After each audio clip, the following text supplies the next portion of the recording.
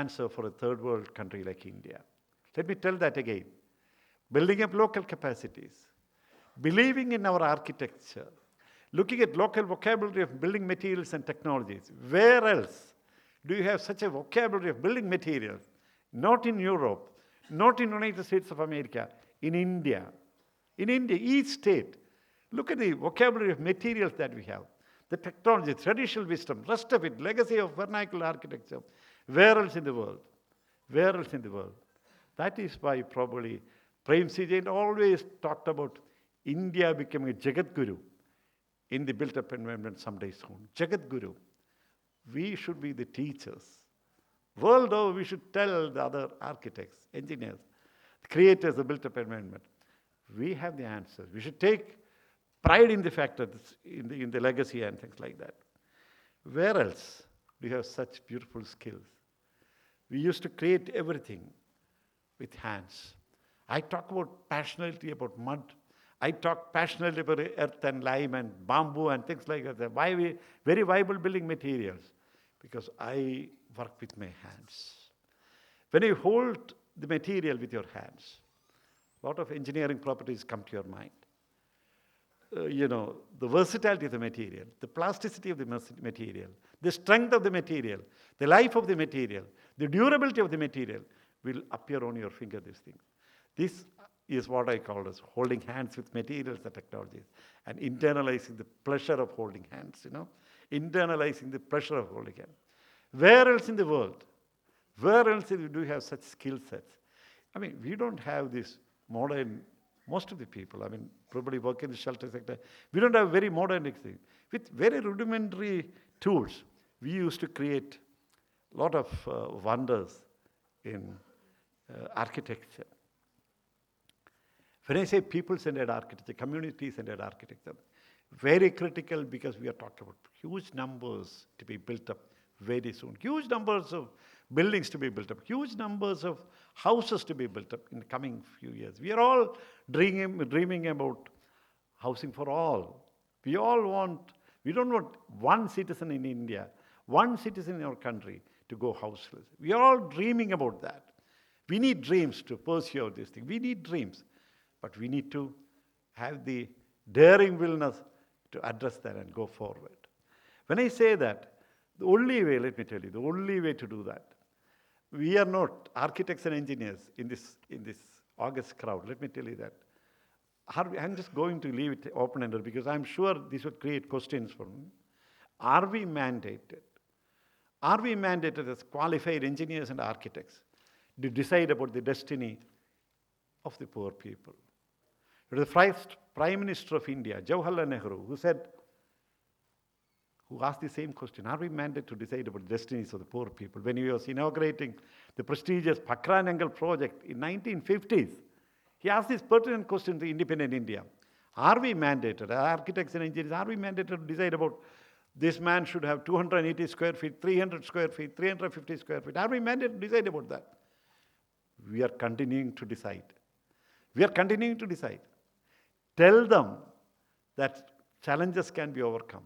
When you are having 300 square feet houses, talk to him. He will understand. He will understand much better that small buildings can be made bigger later. That is the spirit of habitat literacy. Tell them about the beautiful concept of the house that grows. Very beautiful concept. The house that grows. Let them have one room. Let them have a clean cooking space, a clean toilet. They will add. Indian people, I've worked in the slums of Mumbai and places like that. They're very creative. They will create beautiful expressions with whatever materials they can hold of. They can get paper, cardboard, sheets. They will add to that and create very beautiful, meaningful space. They will add to that. We don't have to fend for them. They will add. As the family grows, they will add rooms. As the family, demands these things, they will add to that. They're very creative. Give them a hope. Give them a land. Give them a hope. Give them a core house. And then they will build on that. These are local mantras. Unless our architecture touches this thing, talk about cost efficiency, talk about eco-sensitivity, talk about energy efficiency, and most important, value-based. Can we have can we have value-based architecture touching on honesty and truthfulness? This is what I'm asking you. Honesty and truthfulness. If your architecture harbors on these kind of virtues, can it be based on truthfulness and honesty? Then I think your life is made. This is what I was talking about. Habitat is a house that grows. Small is beautiful, less is more. You must have heard of architect talking about less is more. All these things have great importance because it talks about not only energy conservation, it talks about conservation of natural resources, very critical.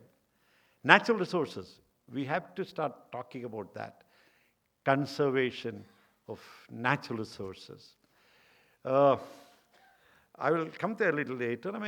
My learnings actually, I'm just talking about a very small domain where I had been working in the disaster mitigant, disaster resistant technologies, architecture, right from 1984 onwards, looking at various landscapes.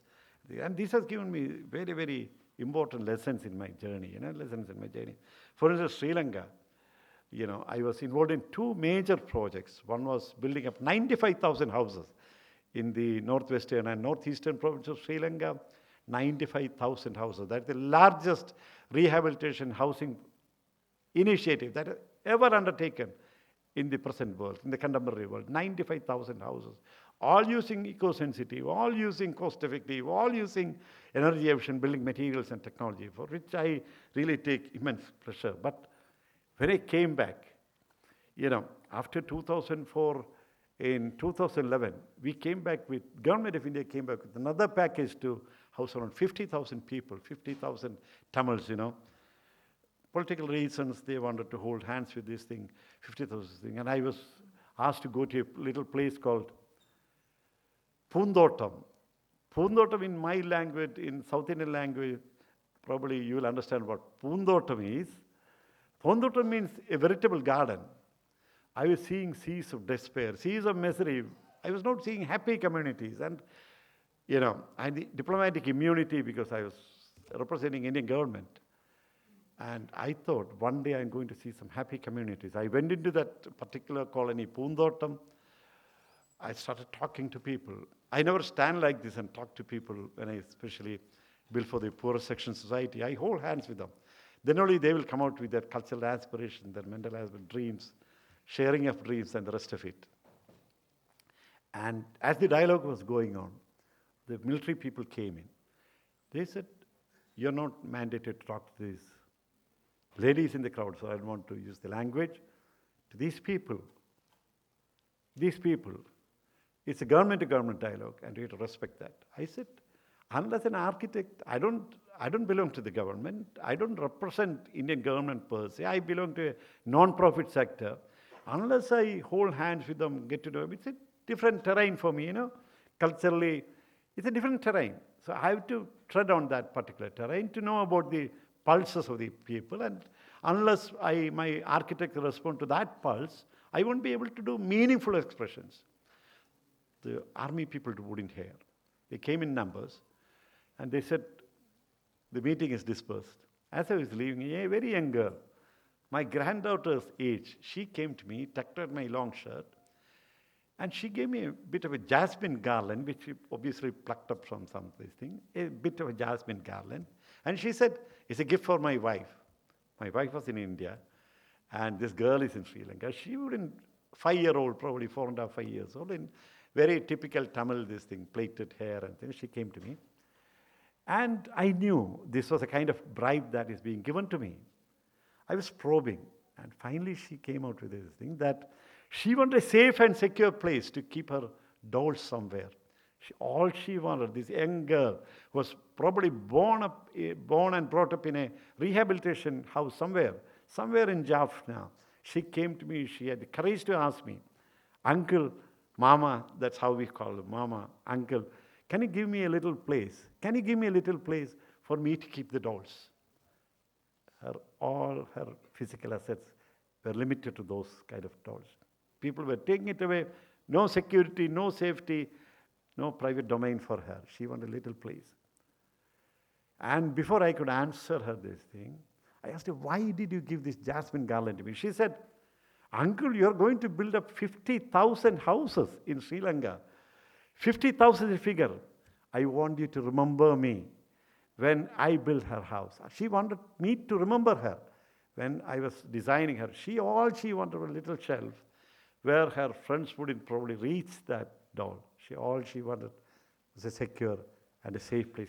She was dragged away. She was dragged away. I couldn't look actually at that particular direction.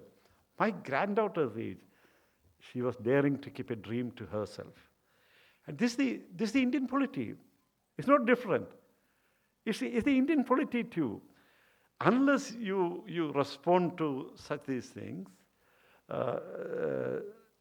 Sri Suresh is here. I don't want to dwell more on this because he is an advisory committee member of this, an apex body of people who are formulating the strategy policies for rehabilitation. Kerala also went through floods. And it became a point of critical discussions. Kerala, we talk about the floods, it became a point of discussions.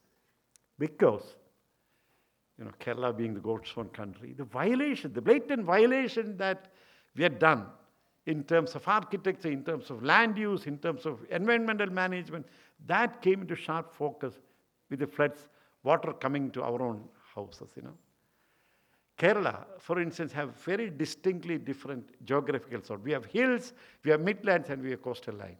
Our architecture always used to honor that, honor the terrain. It was Frank Lloyd Wright who said, building should not be on a mountain. He said the building should be off a mountain. All about the values of organic architecture. That was being taken for a sixer in Kerala, and it created havoc, in terms of land use policies and things like that. I am sure they are addressing it. But it brought several issues, including land use. There were actually lots of houses. You are talking about probably 100,000, 200,000 houses badly damaged during the floods.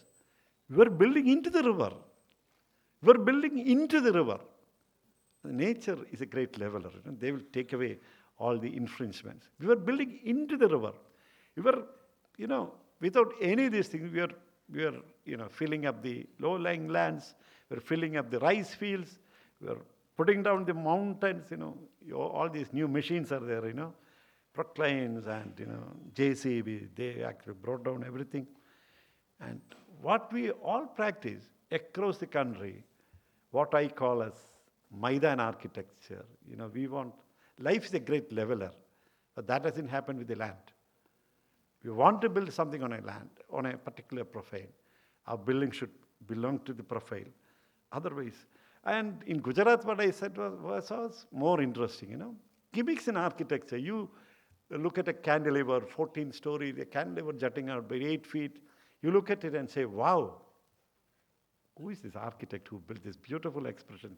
14-story, a cantilever going what? Gimmicks fail in disaster situations, my dear friends. Gimmicks. It was Bungas who stood. All these gimmicks in architecture failed in disaster situations. Am I crossing the time limit? Almost.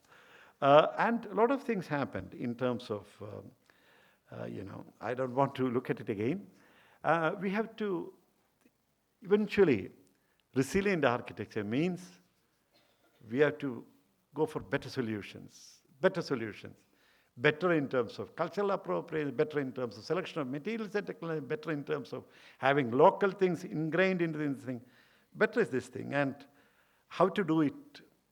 For instance, something that is not happening in Kerala, not happening in Uttarakhand, because I've gone across the country to look at disasters, building back better. We don't learn.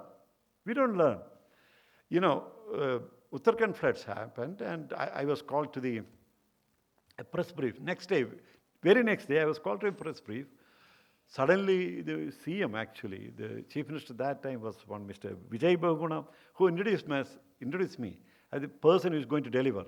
I went into the crowd, huge media presence there, and they asked me, can you give me a one-liner strategy for rebuilding Uttarakhand? One-liner for rebuilding, resettlement? I was worried for a moment, but I said, Look, Uttarakhand. Uttarakhand is a holy land. You have to tread on it softly. I said, Uttarakhand is a holy land. You have to tread on it. Then the media person, why are you talking about Uttarakhand being a holy? I said, it's Himalayan geology, fragile. Himalayan geology talks about a certain percentage of silt and clay not being there. We need all these ingredients to have a stronger foundation and things like that. And you see, your life is your answer. Your life is the answer. I don't go strategizing the whole thing. I was talking about strategies, policies, things like that. And this was what I did in 23 days, talking about resilient architecture. Floods came, and this is the prototype that 23 days, I built it. Stilt to take the flood waters away and take it. And this is a mud building. Mud, resilient, flood situations. They'll say, I will tell, mud is a very sensitive material which can be used for this thing. And when I say that, when you look at architecture in different tone. Architecture for the poor people, architecture, people-centered community-based architecture. We always take a notion that it will not look good. It talks about, clumsy architecture. Can we make it like this? This is one of the buildings that you see on the screen. Is the largest earth building, measuring around 600,000 square feet, built in Dhaka in Bangladesh, completely. It looks pale yellow, but it's a mud building, one of the mud buildings. And the new buildings, using the same technologies. We are actually scaling it up because replicability is a huge thing in domain of architecture. I don't want to dwell more time on this. This is my ultimate response to this thing. This is my own house where flood water came to the first floor level.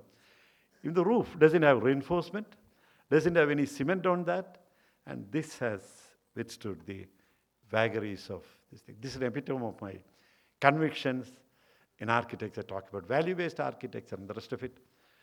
And thank you very much. I think I've taken more time to talk about it. Thank you very much for the opportunity given. I'm so thankful to every one of you. Thank you. You will take some questions, won't you? Thank you very much, Mr. Shankar. It has been a fascinating talk on resilient architecture. It has certainly set the standard for future talks organized by the Trust. Mr. Shankar has kindly agreed to take questions, but in keeping the time factor in mind, may I request you to make your questions very brief, and we shall take only 3 questions, if you don't mind. So if there's the first question that would come up. We have microphones. If you raised your hand, somebody would come to you with a microphone. Oh, I'm so sorry. Can we have a microphone right here? Please, up front here.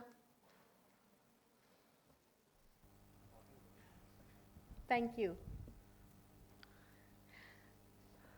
Please make it a little brief and ask just the question. Thank you. Sir. Yeah. Good afternoon, and my question is just on your presentation only, that when you wanted, Mr. Prem Jain is looking for a vision of India to be the Jagat Guru, and you had a girl who come up to you and asked for a space for a doll. So both the things I can, relate to, that if some small person comes and asks for some space, can it be benefited in this manner that all of us realize that technology, which can give us a greener footprint, can be introduced from a very... can I answer that? Yeah, I'm sorry. My intervention as an architect, not really as a social activist, is talking about taking the design brief from the clients and addressing it, For me, it's not the physical requirement that I take from any client who comes to me. Any person who wants to build a house, I actually don't ask him about the number of bedrooms. I don't ask him about the size of the living room, dining space, things like that. I ask about the questions. And very critical for my practice as an architect is to know about the metaphysical needs of the client. Metaphysical. That's why I don't see them as numbers, I must have done more than 150,000 houses already. designed and built more than 150,000 houses. And all the 150,000 houses are different in many ways. Because I've always tried to respond to the metaphysical requirements. Like somebody wants to read, I will give a reading space for him. Somebody wants a place for contemplation, I'll give a space for that. Somebody wants to dream, I'll give a space for that. It's about that. It's not about creating rooms. Architecture to me is about creation of spaces. Now look at this girl who wanted me to, how much does it cost you? It is not going to cost me anything. I'm telling you, it's not going to cost me anything. All she required was a little shelf, a place, a niche, where she can keep her dolls safely. Very important, safely, because she was born and brought up in a public domain, no privacy, no security. And look at the age of that particular girl, 4.5 years old. All she wanted was a little place where probably even only the elders would reach. You know, she wanted probably a ledge. To me, it's not a shelf. It's a ledge. It's a ledge we can keep. Architecture should happen like this. You know, you have things in 2 dimensions. You know, 2 bedrooms, this thing. Unless you take to the 3rd dimension, that's what architects are always trained for. Unless you respond to that in this thing. I mean, I'm not talking about adding to the footprint. I'm not talking about diluting my convictions about cost efficiency and energy efficiency. I'm talking about people living on the margins, especially the poor people. They also deserve an architect-designed house.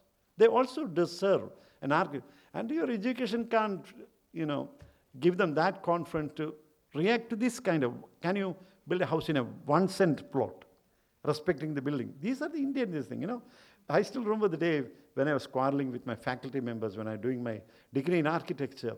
They taught me a lot about reformist architecture, Renaissance architecture, Edwardian architecture, Victorian architecture. They've never taught me about Indian architecture. Indian reality is, lies elsewhere. 3 cents of land, 200,000 rupees, 5 members. It's about that. That's the Indian reality. If your architecture education can't, respond to that social entity, that is very critical. It's not about if you have a place where the land is limited, you want to give 5 adults sleeping spaces. How do you do that? That is where you should actually look at Laurie Baker, how he created spaces, mezzanine spaces.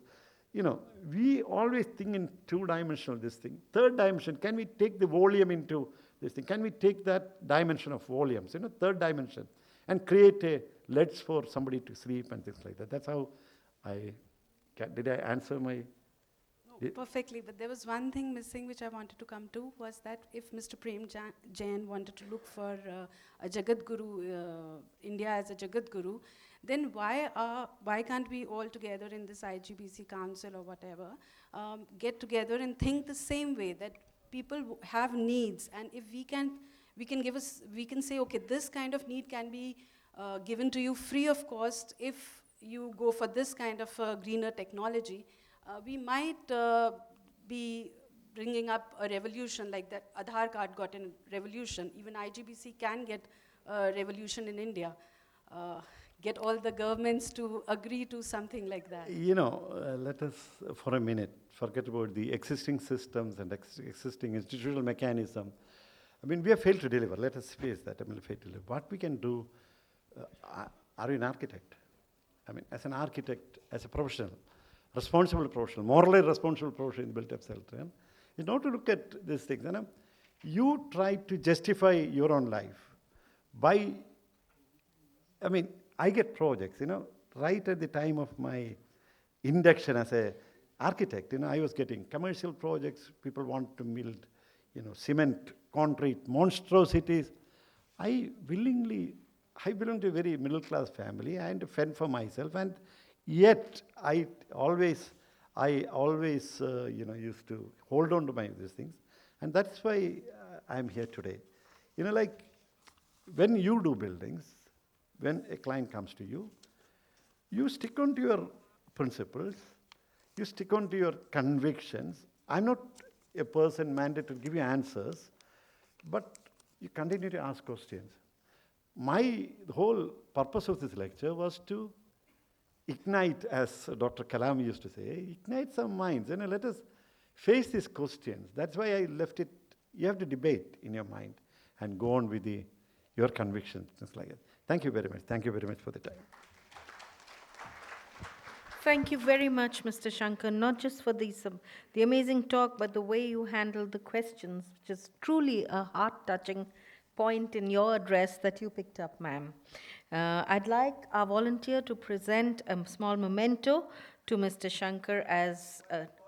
sorry, okay, all right, please.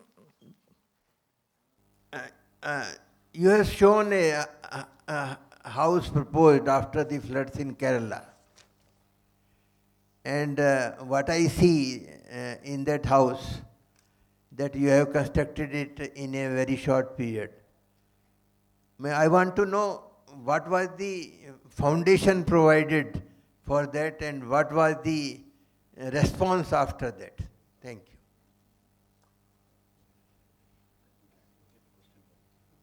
He wanted to know about the house you made after the floods, which you made very fast in 23 days. What was the foundation?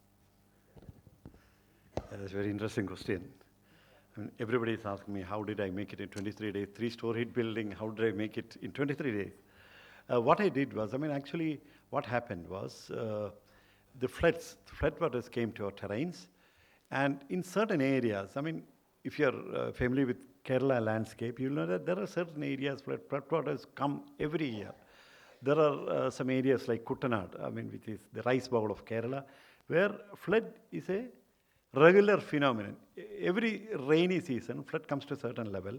And we are looking at a prototype, disaster-resistant prototype, which would face this eternal problem of flooding. So we actually went in for stills. But what is the difference of the normal concrete stills that we make and the stills that I make?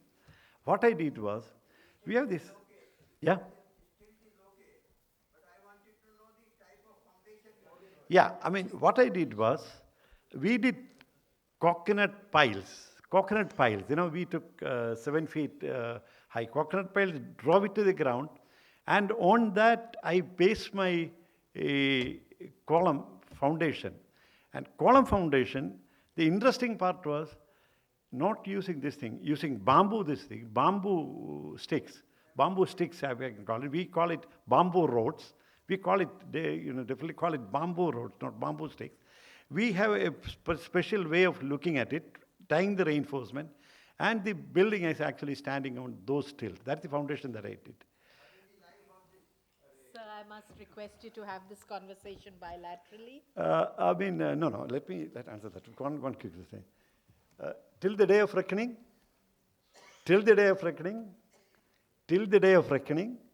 we always put this thing to time frame to all these buildings. You take this thing that this is going to be the life of the building. Actually, any building, you and me, it needs a kind of maintenance and things like that. But if you really nurture it well, I've not seen any building in my lifetime falling down.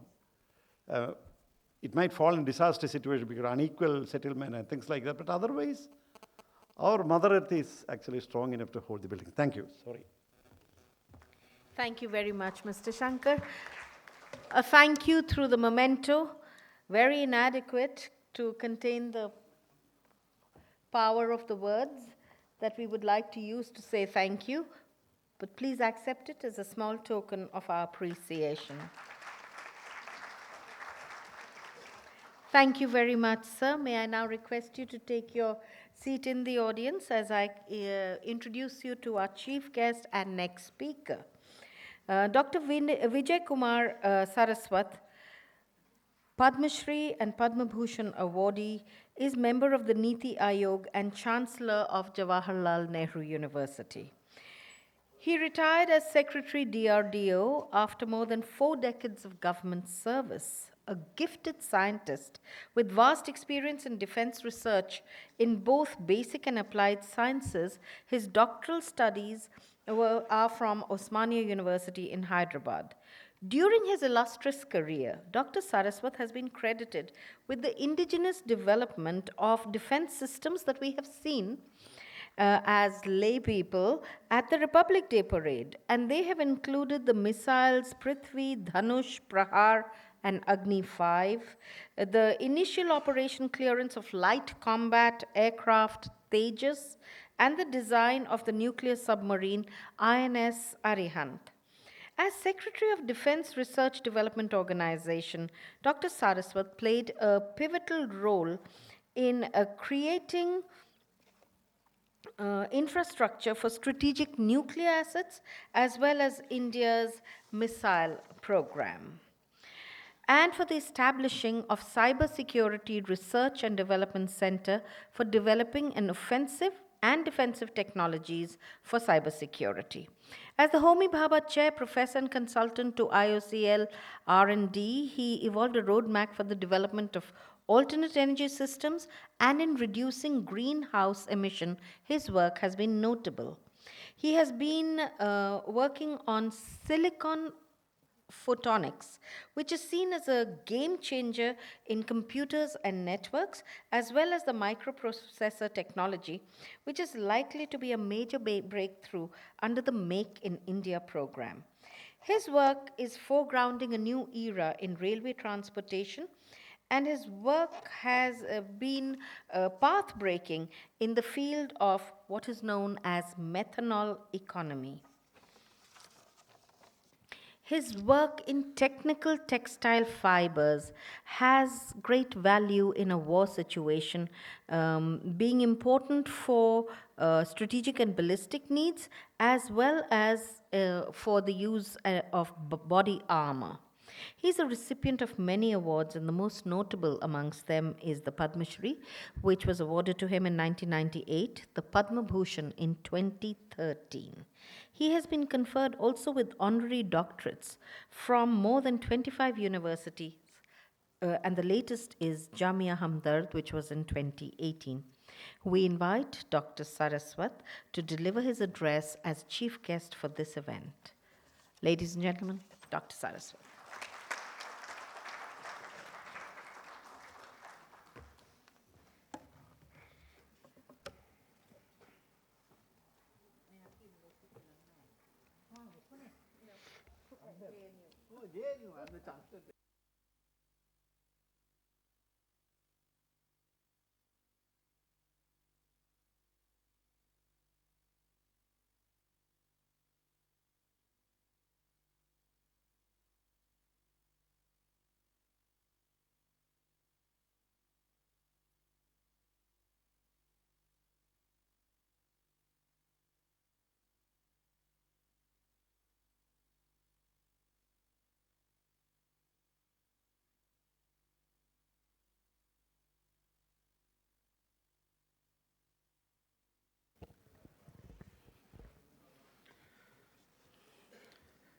Good afternoon. I would first greet the lady, Mrs. Jain, the members of the trust, distinguished invitees to this celebration. I consider it an honor to deliver the memorial address in the memory of such an illustrious son of this country, Dr. Prem Jain, who devoted his life just for one thing, and that is how to build sustainable green habitats, how to make this nation green and also livable for the future generations. I'm no expert, neither I'm an architect, nor I am a building designer, nor I am somebody who has ever worked on such related subjects. But of late, my passion has been on sustainable development, and that is only after I came to Niti Aayog, and partially when I was in DRDO, doing certain things which was more related to strategic developments, where we only consider doing things which will be functionally important and not worrying about what are the lateral or collateral damages it could create. At that point in time, I used to say that, look, if I'm going to acquire a land for building a strategic system, it could be underground or overground. And if I'm going to cut 10 trees, I want to make sure that I put 100 trees in the same region. That was first thing which I followed at that point in time. And I used to be called in my organization, DRDO, that he's a guy who will never allow a tree to be cut.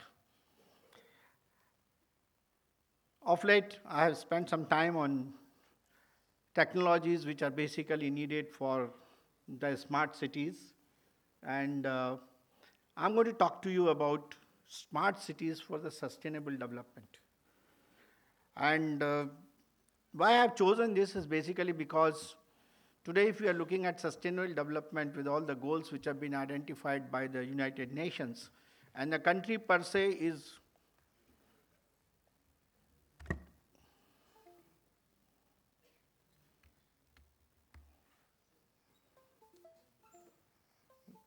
Are you okay?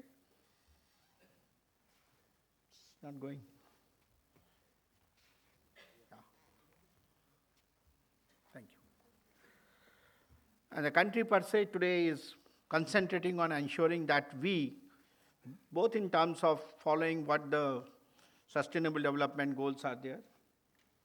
I think there's a flicker, friend. We can pull it forward if you have any problem.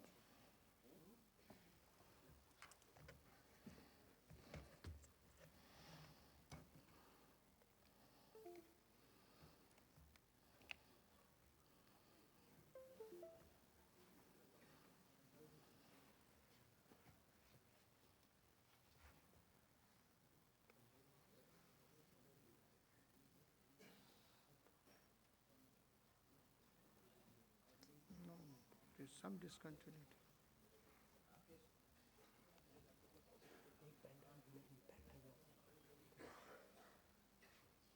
क्या हुआ?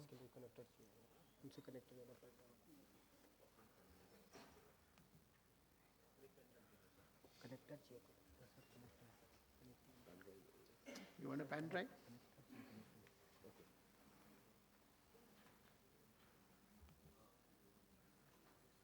Problem क्या है? SIM छोड़ रहा है.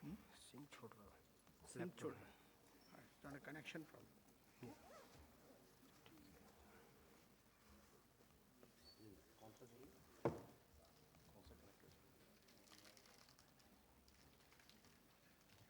हमारा दे देना ना. हाँ वही दे.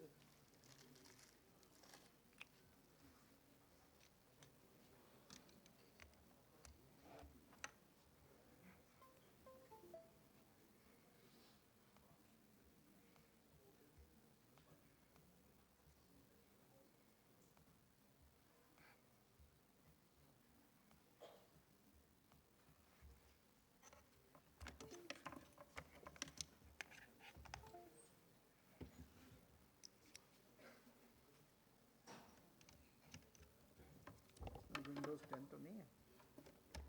पता लगा आगे की स्लाइड भी दिख रही है.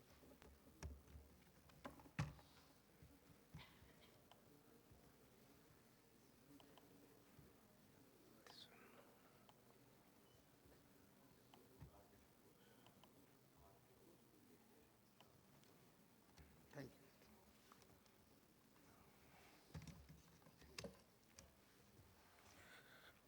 Sorry for that interruption. I think there's some compatibility problem. It has been sorted out. So we talk about smart cities for sustainable development. And we look at what are the trends which are being followed today. Yeah, you finish off your thing because I don't want continuous disturbance. The development mega trends which are happening today in the 21st century, which are radically new future realities which we have to all accept, which don't have solutions in the past, and what we have to do it, what are they happening, what are the issues which are emerging. Many of them are known to all of us. For example, poverty and inequality. We all know that the societies are going through demographic dynamics, and which is huge population growth all around. We have aging as a major problem. We have migration of the people from one place to another, and urbanization that is taking place. We also have issues with respect to the environmental degradation and the climate change. All of us are responsible in some way or the other in doing that. And we have shocks and crises which are also of different kinds, namely economic, the financial, the natural disasters, as the previous speaker talked about, the conflicts, and the diseases which are all around. There are financial developments, which are also issues of financing the various programs and projects. And there are technological innovations which are taking place, which are also going to alter the society as a whole. These are the trends which have been identified by the UNDP. Now, for these trends, there are 4 keywords which have been identified, and they are called STEEP, and that is society, where you have the change in population structure, you have polarization taking place in different spheres. Society is getting networked more and more, and technology is taking it to a different domain called virtual intelligence space, we call it. Convergence of technology is taking place, we call it bio, nano, and IT, all put together is becoming a major issue. Automation in terms of robots. Economy, of course, is serving the citizens' well-being. Focus is the citizen. Focus is both in terms of welfare and emotion, how the economy is going to serve. The society is becoming knowledge-based, and we have emergence of global talents. It is not local, it is becoming global. Environment, as I mentioned to you, is climate change. Energy crisis, and of course the side effects of the technology, as I mentioned to you, the collateral damage it takes place. And that is what has happened. We never bothered about what our technology was doing to the environment, and that's the impact we have seen in terms of the climate degradation. Politics is more or less globalized, and there are increased threats for the safety, and there is a south-north unification. And these are related to human-oriented. We have aging population, we have risk society, and there is a huge amount of technology development which is there. So there is a prediction made based upon these things that in 2050, what the Mother Earth is going to be. We are going to have greenhouse gas emissions, which are going to be 1.5 times. We will have demand of water about 1.6 times. Urban population will be about 1.8 times. And the demand for energy is again 1.8 times. And demand for food is going to be 1.7 times. That is all because of the increase everywhere, increase in population, reduction in the availability of water, demand for energy, and so on. All this is a situation which we have to face by 2050 in the Mother Earth. And in the process, what is happening is people are innovating. Today, we are in the realm of 6th wave of innovation. All of us know right from the steam engine to the first wave, and today, after the IT, we have the IT, bio, and the green innovation which is taking place.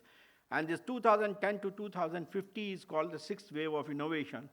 And there, people are looking at search for resource productivity and human-focused solutions. Everything is human-centered in today's system. And the key mega trends there are the globalization, that is decentralization of the power centers, and demographic change implying aging and longevity. And the key innovation platforms which are going to find solutions for many of these things are the expansion of the resource-efficient technologies, the rise of the bioeconomy, and the web-based smart products which are going to take shape, and growth of the health services. Today only in Niti Aayog we were talking of all about Ayushman Bharat projects and things like that. So many of these things will emerge. And there will be ideas and trajectories for the social change. And those social changes, rise of the complex societies, web-based empowerment of the people, and maturing environmental concerns. These are the intelligent solutions which are going to emerge, and they are going to find place as far as the society is concerned. But we have associated problem when we go for economic advancement. We have problems associated with that, and what are the solutions for them? For example, the demand for energy is increasing. And then we can say, yes, resolution of a social problem in that case is reduce the greenhouse gas emissions. The demand for foodstuff is increasing. Increase food production and reduce the loss of foodstuffs. You have lifespan is becoming longer and the aging society is advancing. Then we have to have mitigation of the costs associated with the aging, healthcare and so on. We have international competition is becoming increasingly severe. That means we have to go for sustainable industrialization. So these are various economic issues, problems which are coming and the solutions thereof. Incorporating new technologies such as IoT, robotics, artificial intelligence, big data, industrial and social activities provide goods and services that granularly address manifold latent needs without disparity. So to balance this will balance the economic advancement with the resolution of the social problems. That is what will happen. Society is also transforming. We are going from society 1.0, which was basically the worth of the human beings at that point in time. 13,000 BC, we have development of irrigation techniques, and that was a society 2.0.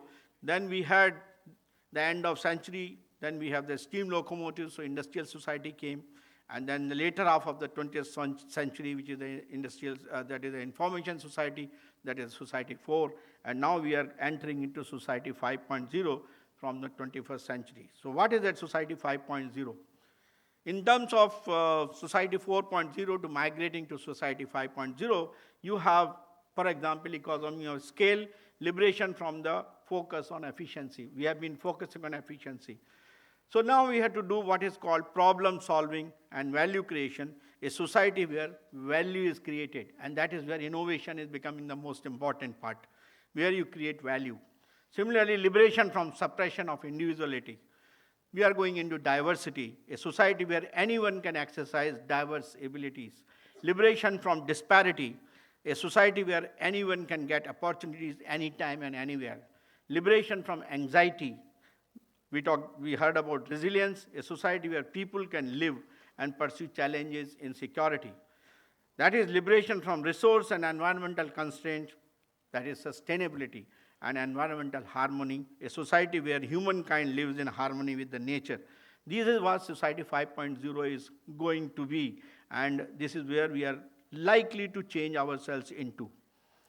In other words, if we take from society 1 to 4, the society 5 will be a human-centered society by a system that highly integrates cyberspace and cyber-physical space, or the physical space. So you is going to, in today's parlance, as we call it, sensor, you take data, you become artificial intelligence, you apply artificial intelligence, then you have data analysis, and feedback to the humans in different forms, in terms of actions, in terms of thoughts, in terms of variety of capabilities. That is a new concept of a smart society which is evolving. There are future values which are IT-based strategies can drive. What are those values? Happiness, sustainability, justice and fairness, and creativity and imagination. What are the strategies for achieving these values? For example, for citizen happiness, you have the smart governance, smart work, universal health, and universal welfare. That is the type of thing you can have. Strategy 2 is growing together. That means sharing, contribution, supporting the, say for example, SMEs and so on. We create a powerhouse, that is strategy 3, that means human resource, smart talent, smart citizen, and smart learning. And 4 is the sustainable development. There again we have the knowledge platforms, smart business, and smart IT. The growing better together will demand that we look at better planet, better lives, and better company.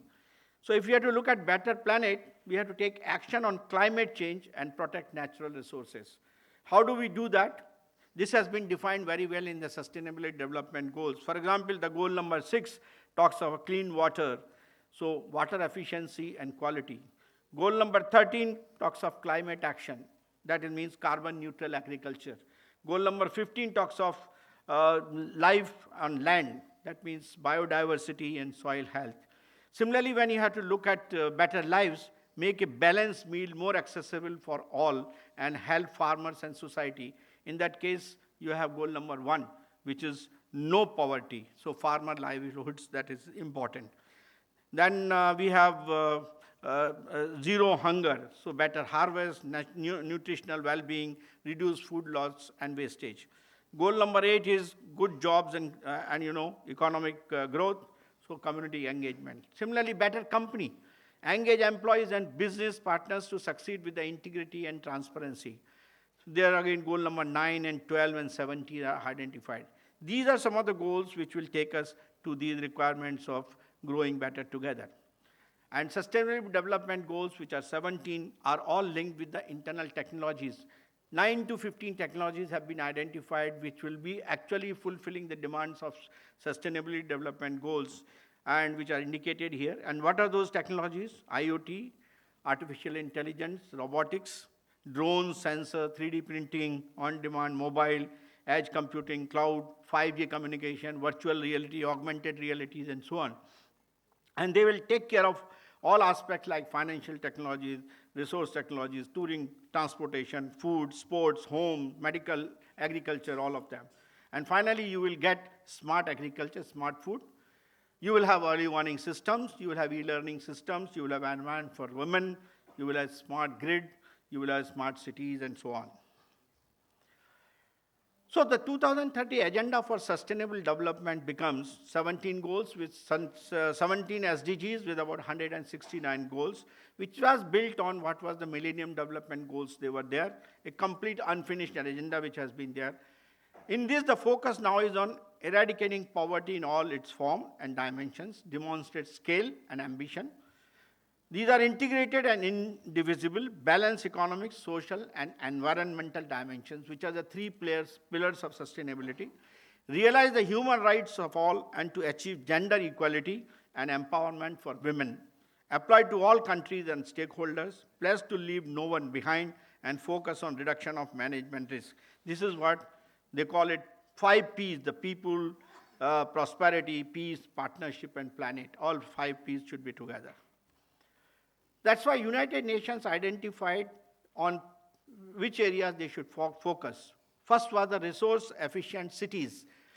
What is the meaning of resource-efficient cities? That is resource augmentation. How do you do the resource augmentation? Promotions of principles of circular economy. That means you go from what used to be earlier 3R, now you go for 6R. And in 6Rs you add reduce, reuse, and recycle. These are the things which you have to incorporate in your system. Material and energy intensity management. You have to do complete life cycle analysis. Smart and intelligent cities, where promotion of resource efficiency, smart cities is a solution. Then came clean cities, they said, pollution and waste prevention. How do you do that? Promotion of sustainable consumption and production practices to prevent unsustainable accumulation of pollution waste. And pollution and waste management. Today, I think we already in our city, we have started talking of promotion of the polluter pay principle and extended producer responsibility. Green and healthy cities, land use planning for urban ecosystem. That means measuring and analyzing resource use in cities. Then you have mobility management, where you are all talking of today's testing, like promotion of transport planning, aims to improve mobility while reducing environment and social impacts. And socio-economic equity, where one has to go for social science, economic parity, and affordability. These are the UN environmental focus, what he has done.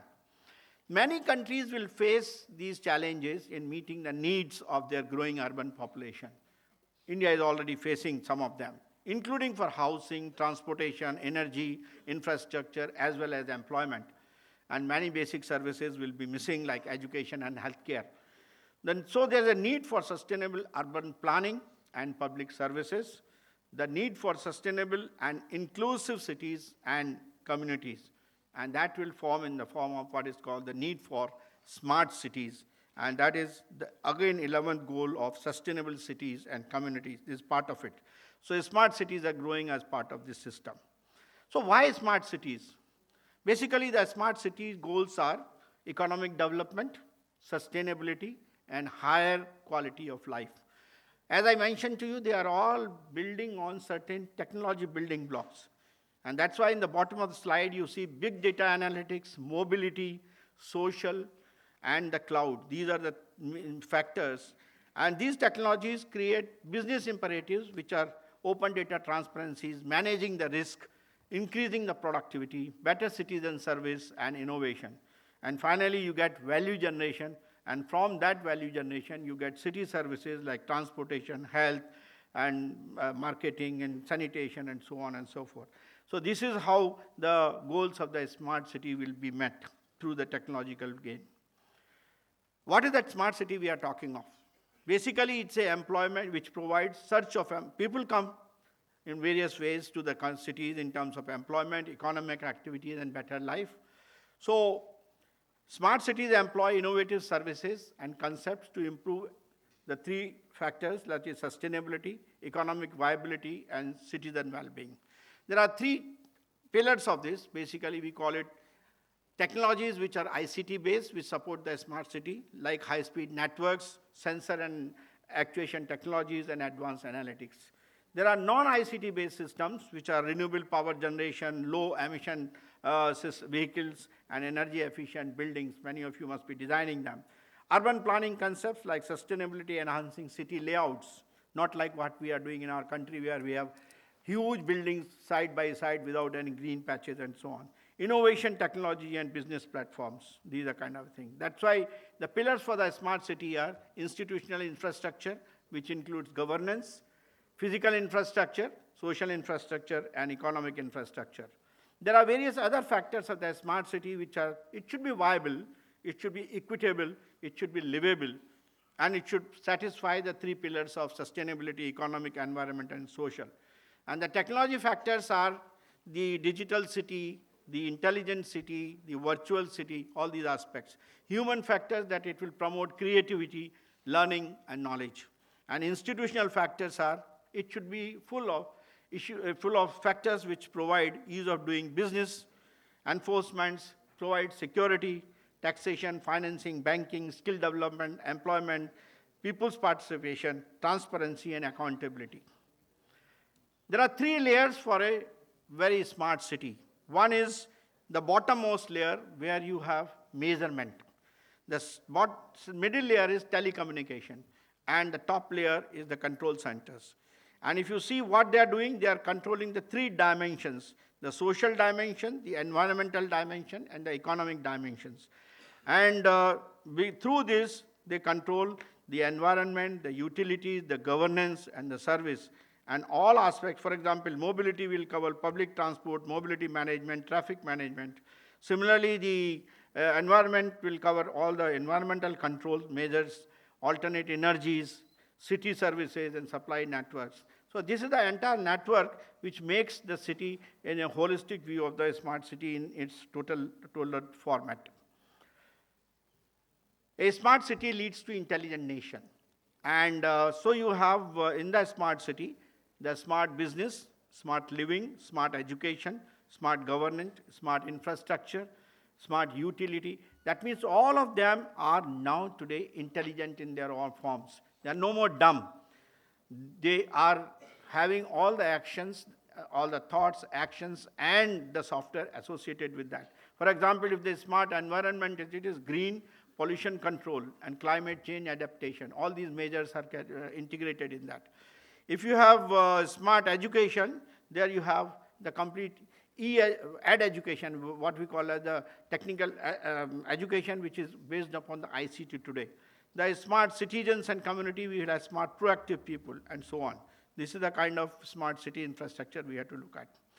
10 things that make cities smart.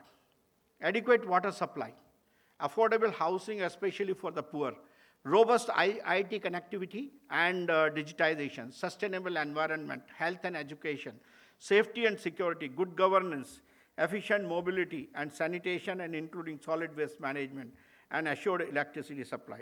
These are a must as far as the smart cities are concerned. These smart service delivery areas through ICT and urban management. For example, water supply, all the aspects of water supply have to be covered in the smart city, right from the resource management to distribution management to internal business cases to billing and collection and so on. Wastewater similarly, right from the plant management to collection, distribution, billing, and so on. Solid waste management, attendance, monitoring, bin tracking systems, vehicle tracking system, how it is collected, how it is taken. You can't leave any element without being addressed to. Similarly, municipal services and revenue management, all of them become important as part of the IT-based or ICT-based urban management.